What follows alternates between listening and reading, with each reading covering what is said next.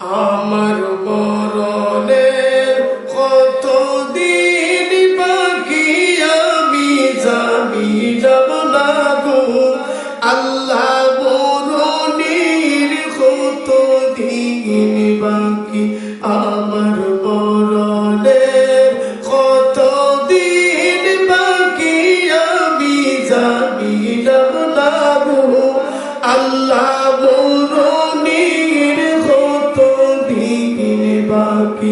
আর আজরাইল আসিয়া যখন হস্তে দিবা দৌড়ি, আজরাইল আসিয়া যখন হস্তে দিবা দৌড়ি, তখন আমার মোনাবার করবালো কালো কি, আমি জানিলাম না গো আল্লাহ, মরণের কত দিন বাকি, আমার মরণের কত দিন বাকি, আমি জানিলাম না গো আল্লাহ, মরণের কত দিন বাকি।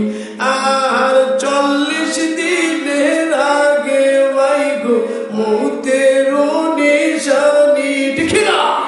40 দিনের আগে ভাই গো মৌতের নিশানি, সমুদ্রে পান্ডানি বসকে দিয়া আমি জানিলাম না গো আল্লাহ, মরণের কত দিন বাকি, আমার মরণের কত দিন বাকি, আমি জানিলাম না গো আল্লাহ, মরণের কত দিন বাকি।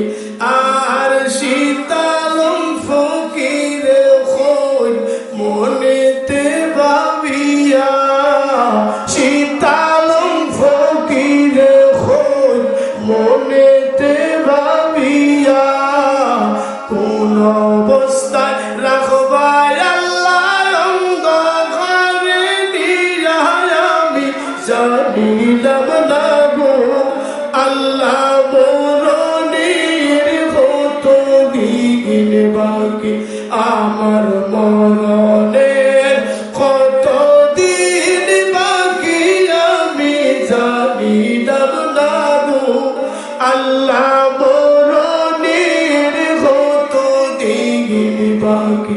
মারহাবা, আরো আসতে গো মারহাবা।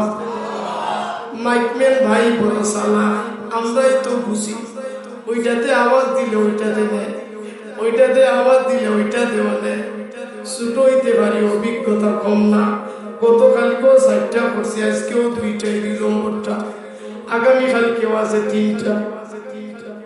অভিজ্ঞতা তো কম না, সব বুঝি। আর এটা হইলো গান গাওয়ার মাইক, ওয়াজ করার মাইক।